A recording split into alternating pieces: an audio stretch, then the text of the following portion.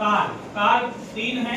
Present tense यानी वर्तमान काल, इसका मतलब है होता है जो वर्तमान में चल रहा है, इसके वाक्यों में है होता है, समझ गए?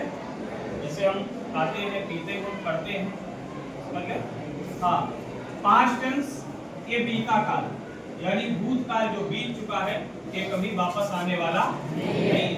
इसके वाक्यों में था होता है, था, थी, थे होता है। फ्यूचर टेंस भविष्य में, भविष्य काल, ये किसी को मालूम नहीं है, समझ गए? और ये भविष्य ये संवारा जा सकता है, लेकिन किसी का किसी को भविष्य मालूम नहीं है। सारे कार्य किए भविष्य के लिए ही जाते हैं, लेकिन किसी को भविष्य पता नहीं है कि कल क्या हो जाएगा, समझ गए? इसके वाक्यों में गा, ही, ये आता है, समझ लीजिए। तो टेंस कितने हैं? तीन हैं। Present tense, past tense, future tense, कितने हैं? तीन। अब इन प्रत्येक तीन टेंसों के चार चार पार्ट हैं, इनके चार चार इनका परिवार है, समझ गए? चार प्रेजेंट के हैं, present indefinite, present continuous, present perfect, present perfect continuous. चार पास्ट के हैं, past indefinite, past continuous, past perfect, perfect continuous. चार फ्यूचर के हैं, future indefinite, future continuous, future perfect, future perfect continuous. कुल मिला के इनकी संख्या 4 दिया 12 हो जाती है। क्या हो जाती है? 12 हो जाती है। टोटल इनकी संख्या जो है कितनी है? 12। अब 12 में पहला टेंस आपका आता है प्रेजेंट इंडेफिनिट टेंस।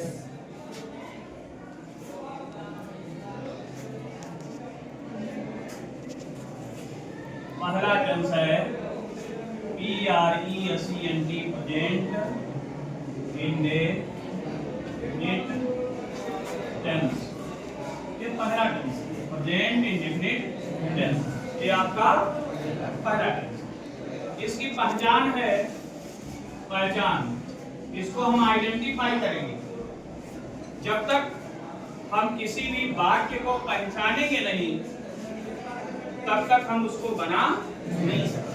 पहले हमें पहचानना होता है ना? जैसे हम किसी व्यक्ति को पहचानते नहीं है तो उससे हम संबंध क्या जोड़ेंगे, उससे हम व्यवहार क्या करेंगे? तो सबसे पहले हमें पहचानना होता है, पहचान करनी होती है।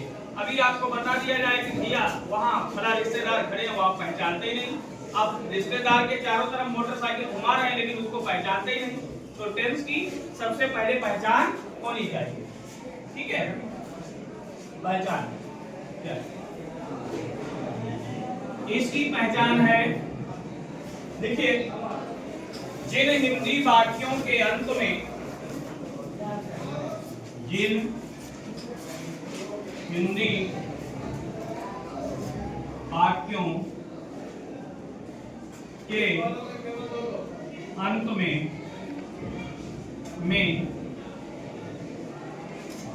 ता, ते, आर शब्द आते हैं, ऐसे वाक्यों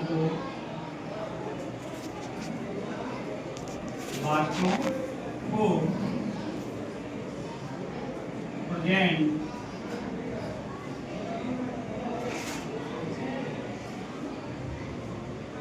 टेंस के नाम से जानते हैं।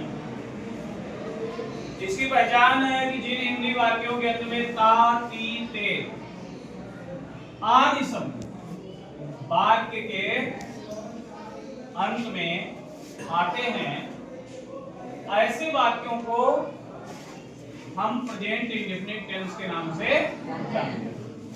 अब इंग्लिश में इसका वाक्य बनाने का नियम क्या है?